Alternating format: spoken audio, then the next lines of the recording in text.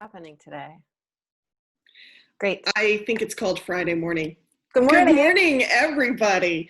Welcome to this episode of the Montpelier Happy Hour here on WVEW 107.7 LP, Brattleboro, your community radio station. I'm your host, Olga Peters, and I have with me today Representative Emily Kornheiser, who's one of three representatives for the town of Brattleboro. Hey, Emily. Good morning, Olga. And John Hagen, who is also the chair of the Windham County Democratic Committee, which is a mouthful to say, but we're so glad you can be here this morning. Thanks, John. Thanks, Olga, and good morning, Emily. Good morning. So we are here to talk about the 100th anniversary, or the centennial celebration for the ratification of the 19th Amendment, which, at least for the purpose of this conversation, we're kind of looking at as the mark of women in the US, kind of the mark of their official start of political power, and what has happened over the past 100 years and what's happening now. Where have we come and where do we still need to go? So John actually brought this to our attention. He and I are working on a project together where we will be interviewing all the female candidates and office holders in Windham County at the county level and up. State's attorneys, House reps, senators, high bailiff, all those county seats and up. So that's why John is here with us today. And I'm curious, John, I want to start with you actually to see why did you feel this was important to hear these stories now? Because I think a lot of people aren't even realizing it's the 100th anniversary. Yeah. So first of all, I thank you for doing this topic. I think it's a great topic. I would love to say it was my idea, because it make me look good, but really credit goes to a Vermont Academy senior from Vernon, Vermont, named Matt Sorensen, who identified it and said, "Hey, what are we doing to recognize the 100th anniversary for women's suffrage?" And I felt a little foolish at the moment because I was like, I don't know, we hadn't even been, or at least I personally had not been tracking it. But as soon as I heard it, it was one of those aha moments of, wait a minute, there's two interesting parts here. One is it's a centennial anniversary, and that's always a great time to do a retrospective. But the second is, how did this come up on us? And I say us, I guess on this call today, I'm representing every man. So gender specific and every man. It's interesting that this, in all the political drama that's going on, this really hasn't been brought up at all. Well, I think for me, what I found interesting when you mentioned it to me, I'm like, oh my gosh, totally slipped my calendar as well. But what I realized for me is, 100 years is enough time for us to start taking women's right to vote for granted. It's been enough generations that it's ingrained now. At the same time, we have not elected a female president in the United States. Vermont has not elected many women to high office, including Congress. So what does that say for women's political power 100 years later at both the national level and the Vermont level? If I could jump in with some fact checking for a moment here. The Commission on Women has been working on this centennial celebration for quite a few years as part of the Women's Suffrage Centennial Alliance, which is led by the League of Women Voters. And there were lots of really exciting things planned for the rollout for this summer that have mostly been put on hold due to the thing that's been putting everything on hold lately, which is COVID. But I think it's really important to remember that it's the 100th anniversary of white women's suffrage. And so when we think about the memory being 100 years old and sort of old enough to forget, I think it's important to remember that, let's see, sorry, I'm going to scroll through my dates here. In 1924, Congress gave Native American women the right to vote, but it wasn't until 1962 that it was extended, that all states extended it. Asian Americans often didn't have the right to vote until the 50s.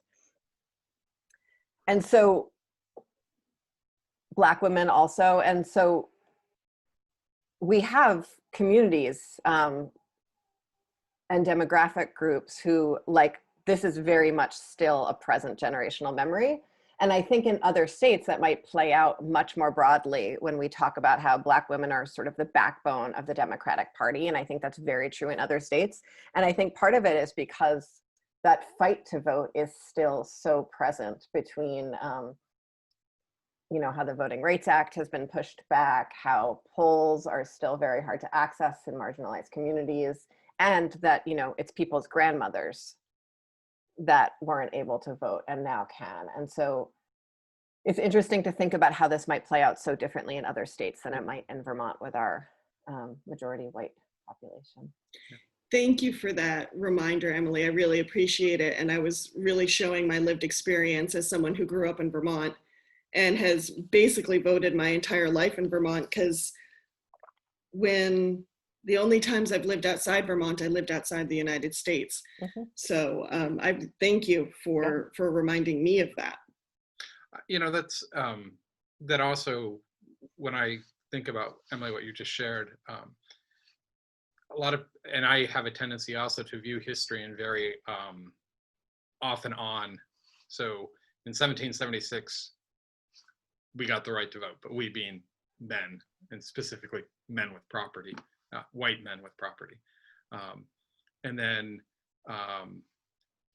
following the Civil War, Black people got the right to vote, but that was and actually that's a very good warning sign that that's not once it's turned on, it's on forever. Mm-hmm. And then women's suffrage is this other point. So we look at these discrete points, and really it is a continuous process. What we see, I think, in American history is the ever expanding opportunity for individuals to vote, but that arc of progression is not constantly in one direction. We have definitely seen backslips on it, and that should be a warning to all of us. I mean, look at how voter suppression is occurring today. Even as we're giving people the right to vote, we're removing their ability to do so. And Vermont is one of only a few states that folks with felony records or folks who are incarcerated can vote. Mm. And what I found when I was knocking on doors and talking to voters is that a lot of people with felony records didn't know that they had the right to vote. And I would, I remember one person that I really got in an argument with. I'm like, no, really, you can. And he said, no, I can't. And I was like, okay, I'm going to come back with some paperwork to so maybe we can get on the same page with this. And so some people are, disenfranchised because they don't even know their rights. Mm-hmm. So I'm trying to figure out then, is the gender, what is then the significance of the 19th Amendment?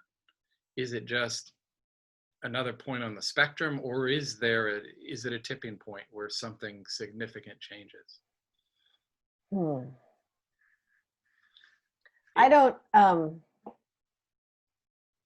personally, I don't tend to think about history in terms of tipping points. I think of it as sort of larger movements and groups of people. And so in some ways, some people point to white women's suffrage and that 100th anniversary of the tipping point of when white women left Black women behind in the fight for feminism for the first time. Because it was a multiracial movement. And then white women accepted gains and left their sisters behind. And so it's a tipping point for some stuff. It's sort of an interesting, it's part of a much slower evolution of, as you described. Yeah, but it's a structural point. I mean, it is an amendment. Those are, rare. They've gotten even rarer. And in that way, it does put a stake in the ground.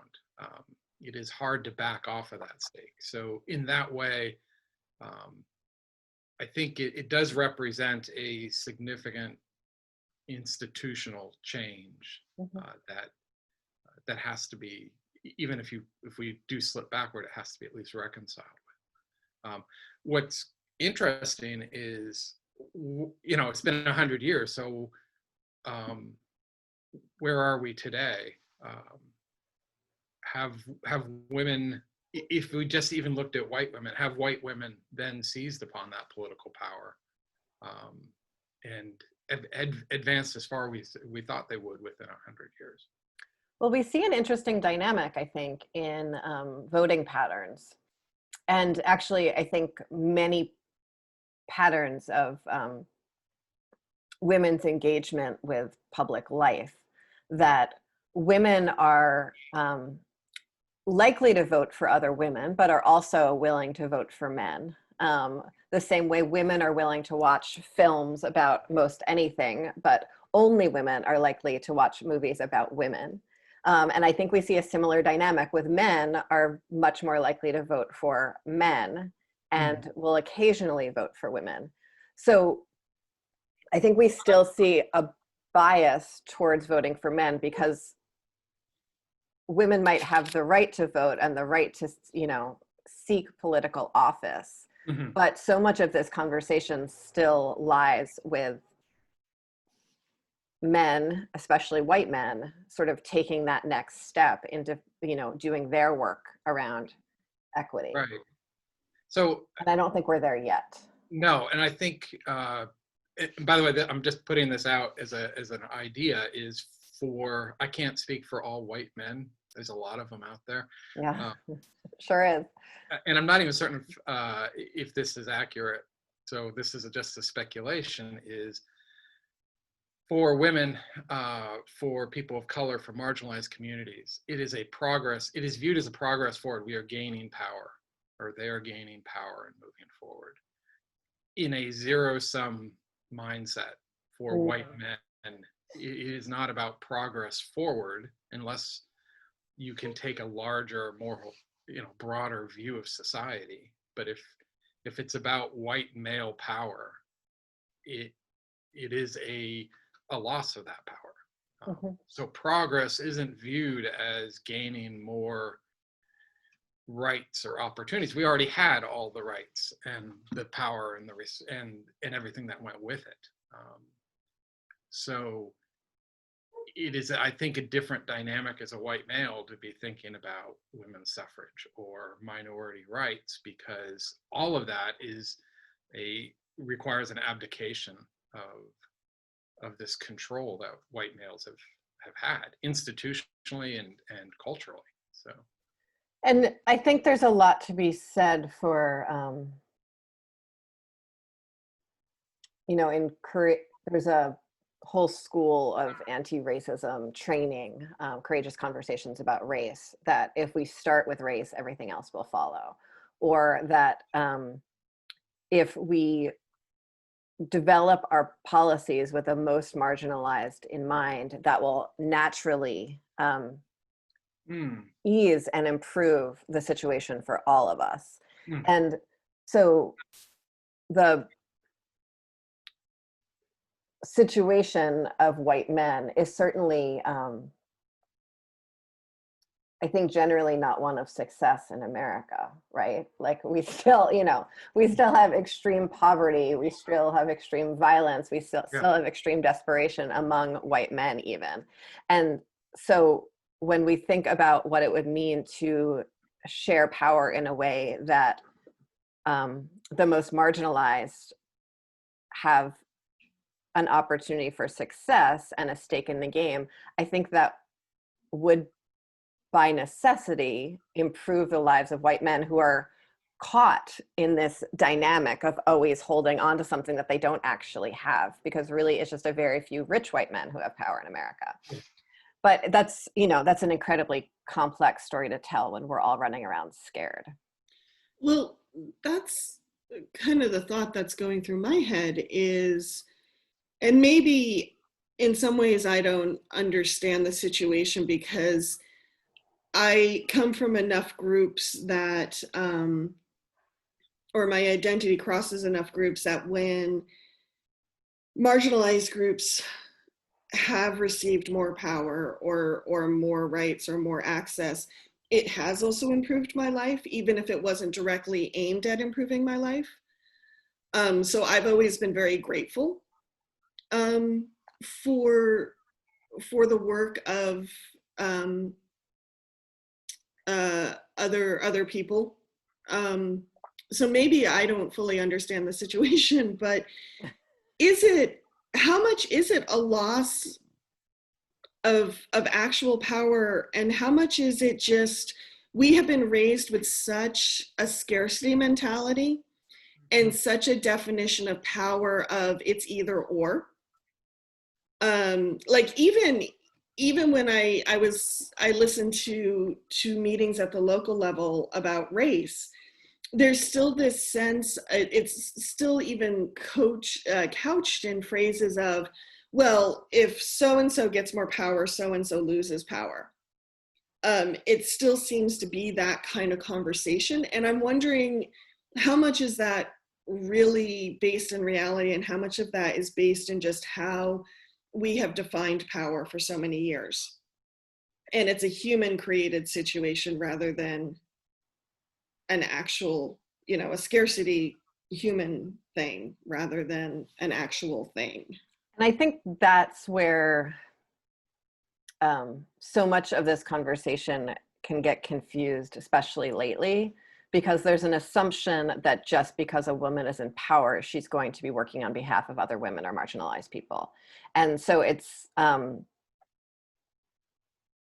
I think that's not necessarily true. So there's a lot of, I think there's a basic human rights, equal rights assumption that everyone should be able to access the political process, and that's a good in and of itself. Yes. And then there's sort of the next level of, by electing women, historically marginalized folks, people of color, et cetera, that things will, by necessity, get better in the body politic. And I don't think that's necessarily true unless those folks who are now in power are willing to shift the conversation a little bit. If they're still going to be stuck in the same paradigm of politics that white men have built up, it's still going to have essentially the same results. The conversations might be a little more complex, but it's still going to be sort of in that scarcity power grab mode. And I think the assumption that women are naturally more collaborative, we've seen in many places to be not true. So I think when we have these, I think the assumption that a woman is going to always work harder for, marginalized women's rights is not fair. We see what we're seeing in Vermont right now as we have a lot of, or nationally, we have a lot of women running under the Republican ticket. We had a woman leading the fight against the Equal Rights Amendment. It's, right. So if the institutions designed by white males were designed to be competitive, where power is zero sum, you either, if you gain it, someone else must have lost it, means anyone who rises in the system has had to conform to the system to get into it. I mean, it's the difference between running for office and being the organizer or the advocate out on the street. Is at some point you have to come into the institution, and I expect most people go into the institution thinking they can change it, and they can, but it is incremental change. And unfortunately, as much as they want to change the institution changes them. They do have to conform. And that conformation is back to that power competition model, which is, I mean, our whole system of government was purposely built on a balance of power. An invitation to struggle is what our government is, of competing interests. And so bringing another group into that power model whether, and it's interesting how we've moved from gender to talking different ethnic minority discussions as well, because really it's kind of the same dynamic going on. There is white males and then there's kind of all these other groups or identity tracks, I guess you could call them, trying to get into that same conversation. And I think what happens when we think about people being changed by the system, which we all are, it becomes very hard for new folks entering that political process to find role models of what could be different, because especially women who entered this process when it was even harder and angrier and meaner, and there was, more men, more colleagues pinching their, can I say ass on the radio? Yeah, you just did. Okay, great. When the sexual harassment and discrimination was much more overt and culturally acceptable than it is now. Though folks who got through that process were changed by it in very significant ways. And so it becomes harder for those coming up now to find role models of doing it differently, because I don't necessarily need to fight those same fights that were fought before me, because I get to, benefit from the legacy of that already happening. But it also means that I can't see people as a woman politician, and I even feel uncomfortable always calling myself a politician. I don't see those role models above me. And so we have 100 years of women's suffrage in Vermont, but the Vermont State House has, 2 portraits of women, and most of the images of women in that building are actually naked ones as part of the, statuary and lamps. So when I'm looking for myself to see what I can do next, I am not surrounded by symbols and examples of how to hold the type of power that I want to hold, that feels ethical and I don't even know the right word, Yeah. but That is, the other component of this is there's political power, and then there's the power of knowledge. So the opening of education, higher education in particular. And it is interesting to me how, as we have opened up universities and more women and people of color and marginalized people and first generation college students have moved in to these spaces and begun to get education. It's probably overly simplistic, but it is notable how we suddenly value or devalue experience and knowledge and expertise.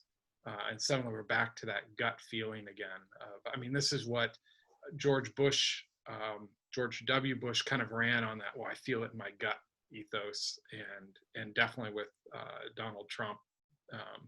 We're seeing this kind of doing away with the expert. It's almost like now that all these other people have moved into these educational spaces that provide another means of gaining power and access, we've got to minimize that, the role of education. So now that non-white men are experts, yes, we have to stop thinking about experts. And so what we do is we vote for, to move back into the election conversation, right? We vote for the nice guy. Or the common sense guy. Yeah. Someone we want to drink a beer with, right? That's something that people said a lot in the last election, that's someone I would want, about Governor Scott. That's someone I would want to drink a beer with. It's like, okay, but I don't know if beer is necessarily how government functions or how good governance works. It's in fact a whole other set of skills.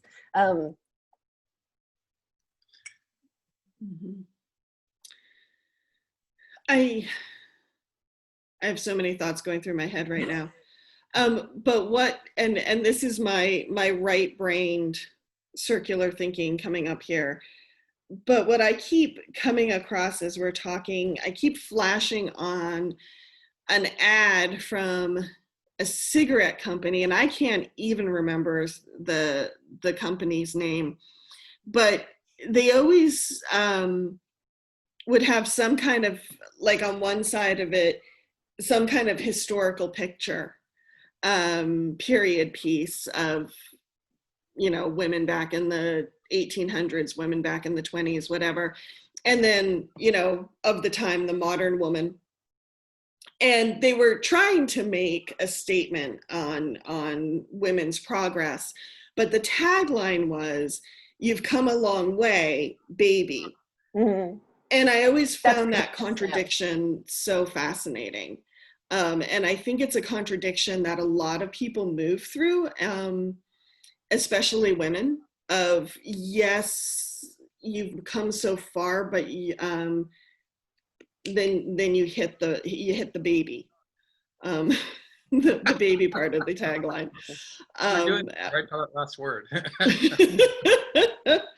So that's just what I keep coming back to in this conversation as we're talking, and I guess it's I don't quite know what to do with it, but it's where my brain keeps going back to those contradictions. So I think there's the way that plays itself out in Vermont politics is really interesting, because we have a huge number of women holding elected office in Vermont, especially in our county.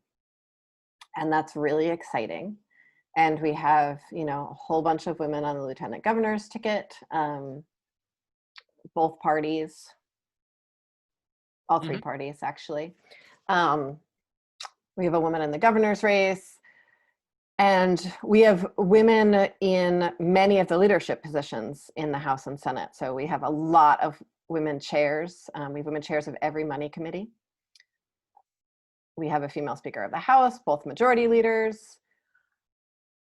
But I think it's really interesting to think about how in the Vermont State House, given that we don't have any staff, there's so much work associated with those positions, and very little day-to-day power, and really not that much prestige. Very few people know who their state representative is. Very few people know who the chairs of the money committees are. It's not like someone's gonna be impressed with you when you go to the grocery store. You know, these are essentially volunteer positions. And we've seen historically, you know, because of our citizen legislature. And so what we've seen, you know, throughout history is that, yes, women are often have significant leadership in volunteer positions. And are moving up through volunteer positions. And in a lot of ways, politics in Vermont is the politics of volunteer positions until you get to the statewide level, when it is a paid job. And that's pretty much where our ceiling is. Is So once it becomes a salary with staff. Interesting. once you start wielding power and influence. Yeah. Right. Yeah. Sorry to do this to you, John and Emily. We have to take a quick break to hear from our underwriters. So we're going to break right now on WVEW LP Brattleboro 107.7 FM, and we will be back in a moment. Okay. We are back to the second half of the Montpelier Happy Hour here on WVEW 107.7 LP Brattleboro, your community radio station. I am your host, Olga Peters. I am on the show today with Emily Kornheiser as well as John Hagen. And as we need to mention, the views and opinions expressed on this show are ours and not those of the radio station. So if you have to send strong comments to anyone, send them to us, not the radio station. Send them to Olga, actually.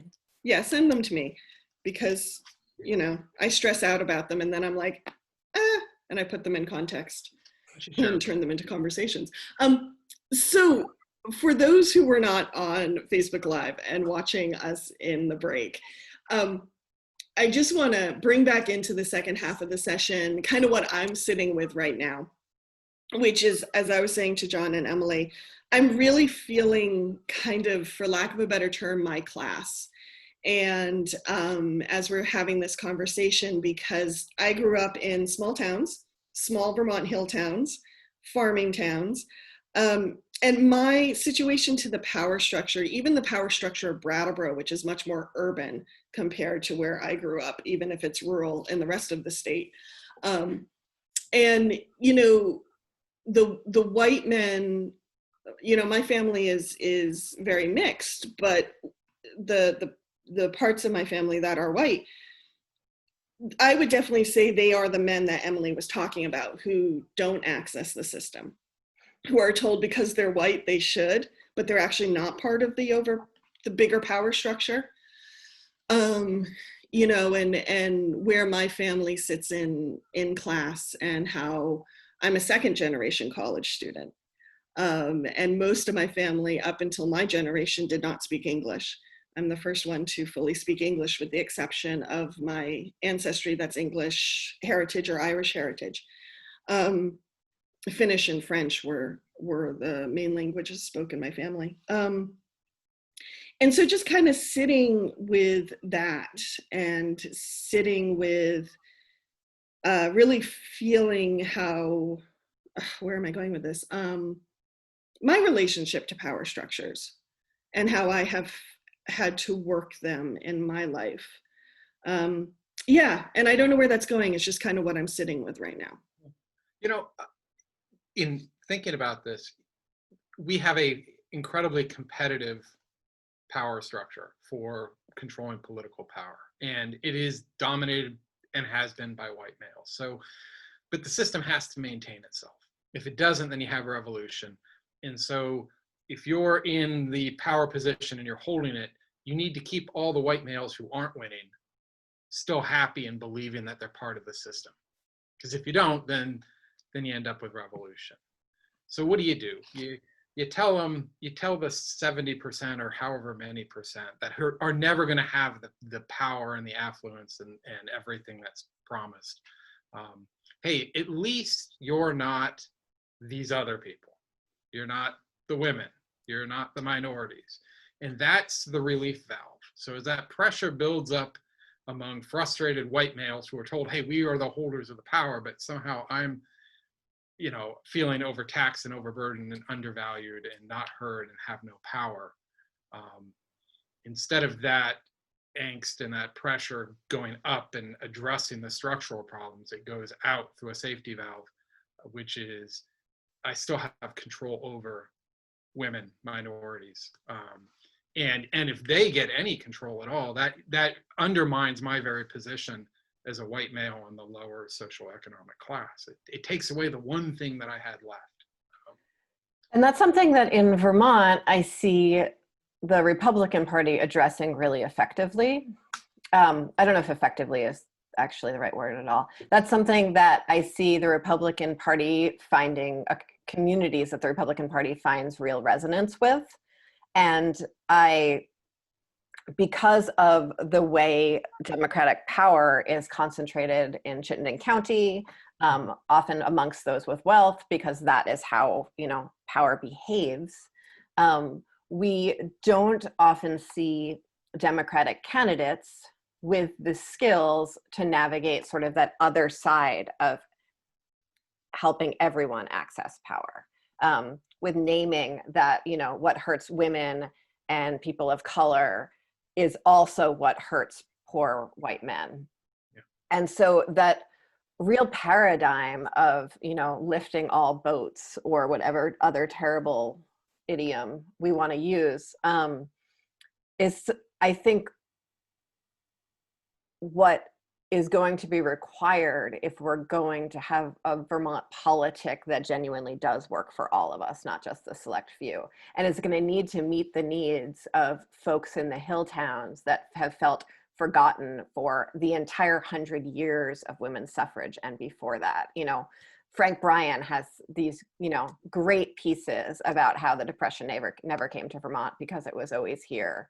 And we've, you know, we see our economic cycles traveling so far behind those of the rest of the country. And so we have an opportunity to have political resonance with those ideas and bring everyone into the story, but we need to be able to speak a different language than the traditional language of political power and the fight, or we're going to continue to leave, you know, our hill towns behind. Yeah. Mhm. And just as an example, if this helps things be more concrete, I was thinking about it the other day, and I was just thinking Brattleboro compared to some of the other smaller towns in Windham County. Um, and you look at how the state shows up in Brattleboro. It rents property. It has services here. It awards grants. It does make demands like taxes and such like that, but it shows up in multiple ways. There's a lot of towns in Vermont that the state only shows up unless it wants more money or it wants to tell the town they're doing something wrong. Mm-hmm. That's pretty much the only time the state shows up. And I think that just can highlight people's different experiences in Windham County to the state level power, at least. And on that helps. Thank you. Last week, we talked about how when you're devolving power responsibility, you also have to devolve resources, including, human resources, financial resources, et cetera, so that those small towns, if they need to make decisions themselves, they also need to have the resources to do them so that people aren't left with just essentially like criticism and money grabs. And then we also see that in the way a lot of politics is conducted, because we have, we don't have representation. Historically, we had one representative from each town in our House of Representatives. And from what I understand, it was actually often used as the way of getting like the most obnoxious guy out of town and being sent upstate. That's like the story in the State House when it was that much larger, that works. Yeah. And so, I mean, who knows what it was like up there then. But when we've moved to a more reasonable sized legislature, which is still quite big, what we see is that, in some folks represent 7 towns, and, senators represent so many small towns. And so if we think of politics as a power grab and who can get more votes just from their, strategic demographic in order to beat with their win number, the other party, then the attention is going to be concentrated the easiest place it is to get, rather than in a process of real collaborative politic and collaborative decision making to really have someone who best represents the interests of each of those communities. Which is, I think, something that Meg Mott has talked about a lot. Like, what does it mean to bring a more deliberative process to our conversations in our small towns? But when we take sort of the politics of DC or sort of national level deal making, and while we don't have polling, we still have all of those other pieces around win numbers and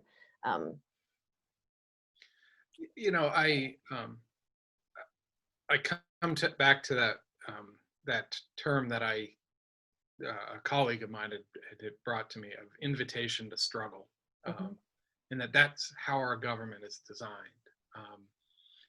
And so it's interesting how this is playing out. Our discussion started with gender. It is moved through social, economic, geography, and ethnicity and race. But all of them are struggles about, hey, this system that we've set up of first past the post, or may the best man win, has left everyone else losing. So we have a system that is purposely designed for a select few to win and everyone else to strive, but really not win. One of the things, I'm sorry, keep on going. No, go ahead. One of the things I really appreciate about what you've been doing as the Windham County Democratic Chair is your get out the vote work is really across party. So it's very nonpartisan in that you're just saying, like, reminding everyone, like, just go vote, we'll figure out what comes from there, but this is your first right, and we're here to preserve this first right. And the celebration, this Centennial Alliance celebration and conversations that you two are organizing are absolutely nonpartisan. And so I think that creates a really interesting dynamic and opportunity for more people to get connected.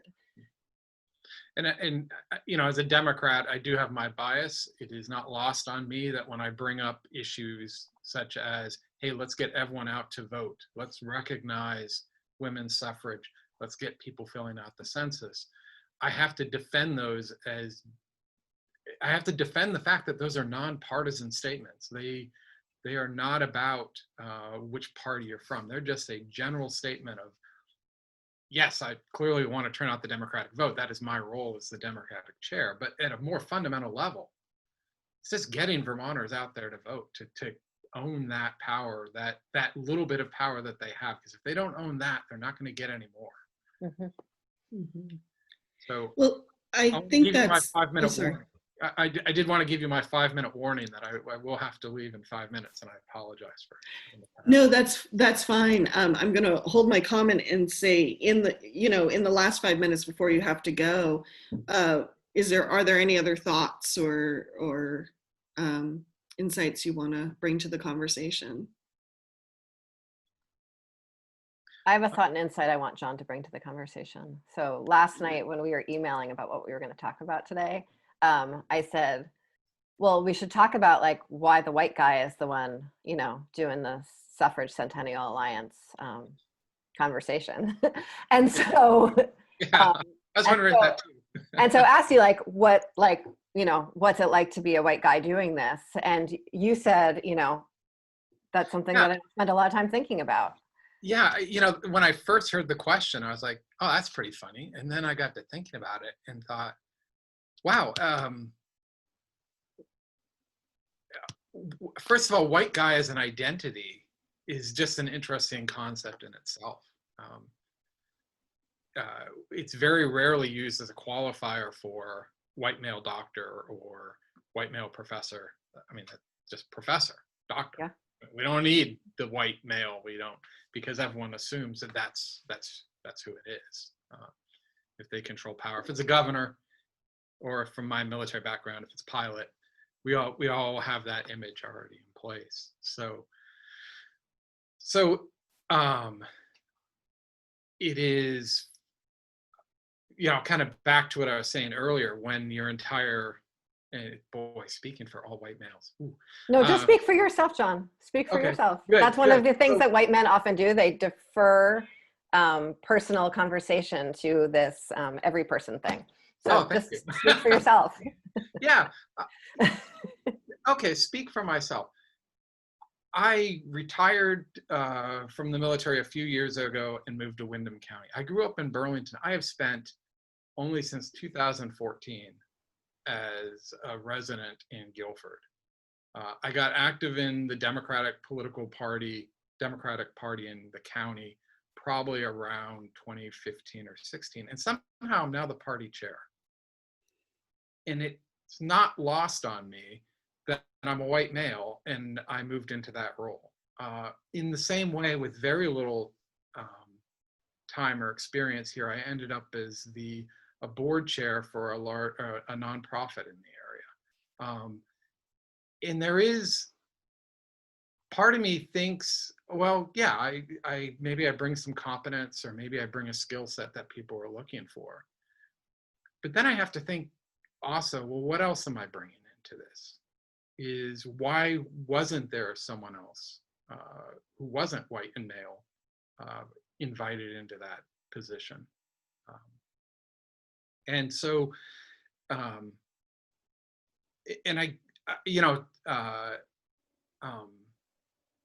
I've had people push on me and say, well, why, you're looking for more minorities or more diversity in your county committee. Why don't you have someone else run it? And my thought is, yeah, why don't I? But it's hard as a white male to figure out, what do you do? Do you walk away and say, okay, I'm just going to leave the position vacant and let someone else fill it? Is that the role? Or how, I guess for me as a white male, thinking about how you share power in a system that's designed not to share power. Mm-hmm. I think that's, is a sticky trap. I It's think, yeah. I think what we've seen for, 100 years, 1,000 years, is that a lot of the unseen labor of politics, of movements, of households is done by women and people of color. And so what does it mean to be a person in leadership who does the unseen labor?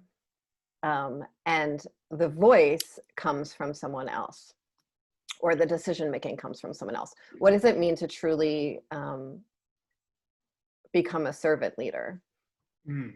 And I think that is really how we start to open up these spaces in a different way, because just, creating a vacuum, likely another white man's going to step right into that vacuum, right?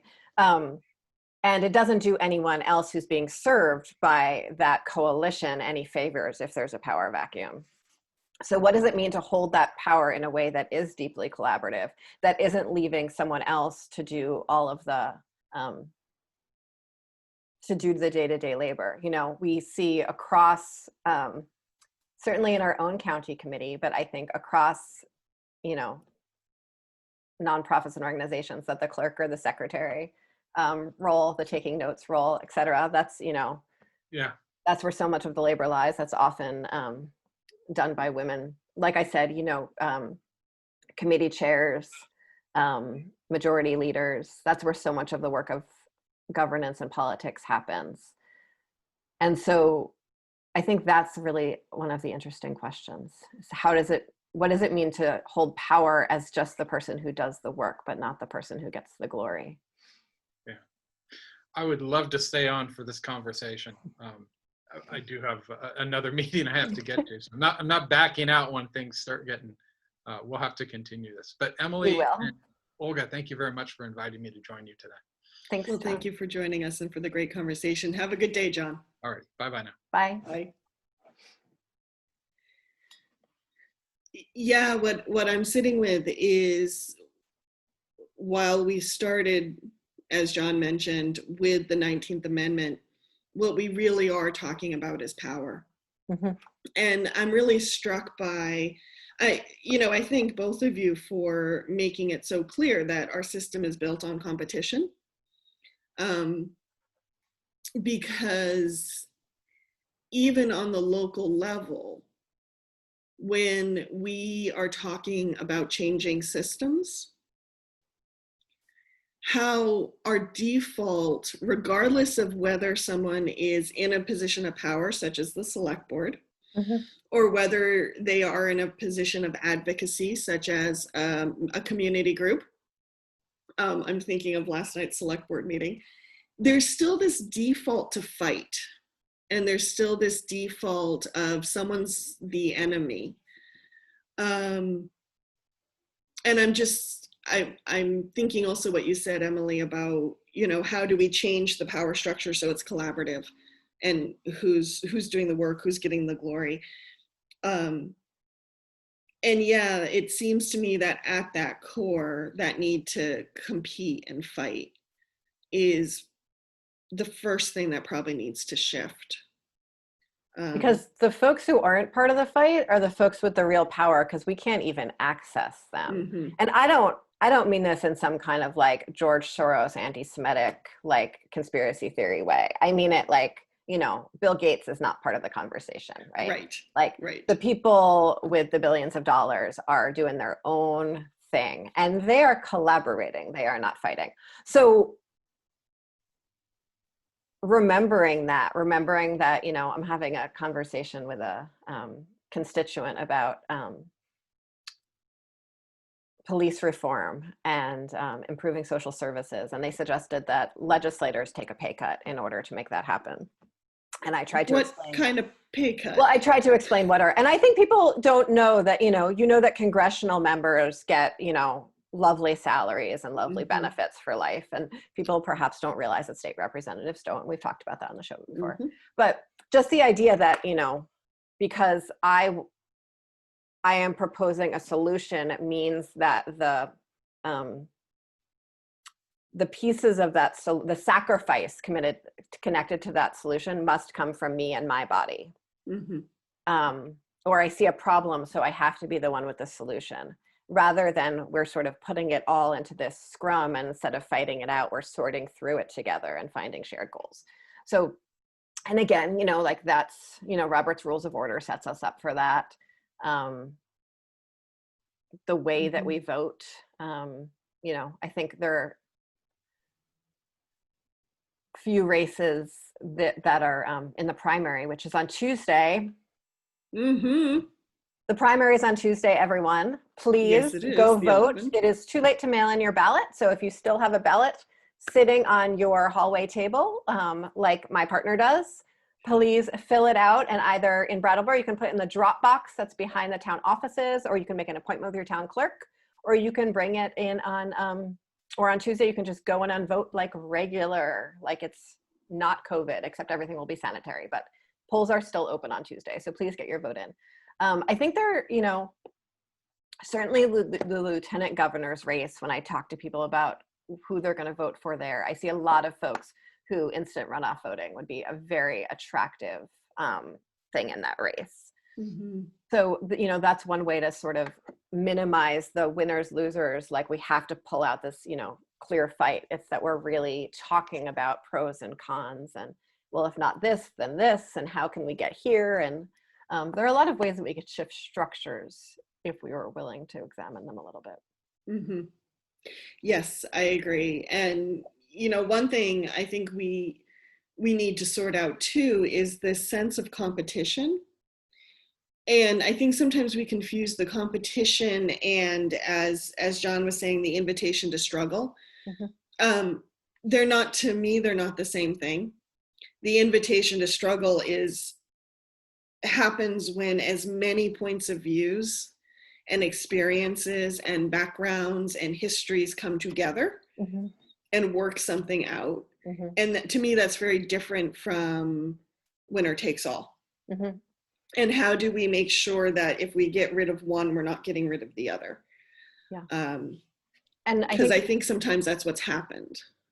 I agree. And I think sometimes we see that, we all have so many things to be angry and frustrated about in our lives, as well as so many things to be grateful and passionate about.